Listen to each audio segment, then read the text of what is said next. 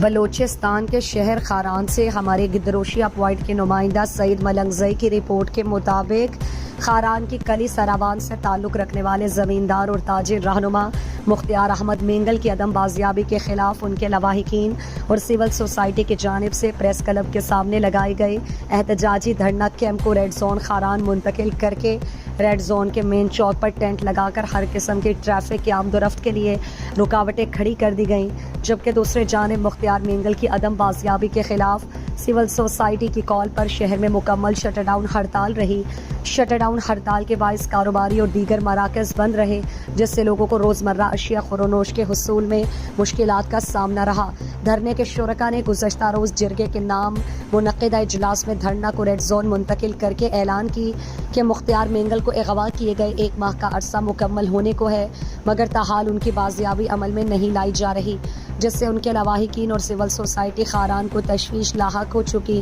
دھرنا شرکاء نے مطالبہ کیا کہ مختار احمد مینگل کو فوری بازیاب کر کے مستقبل میں ایسے واقعات کی تدارک کی جائے۔ دریں اثنا خاران بار ایسوسی ایشن نے مختار مینگل کی عدم بازیابی پر 1 روزہ عدالتی کارروائی کے بائیکاٹ کا اعلان کر دیا، جس پر بدھ کے روز وکلاء چیمبرز پر بھی تالے پڑ گئے۔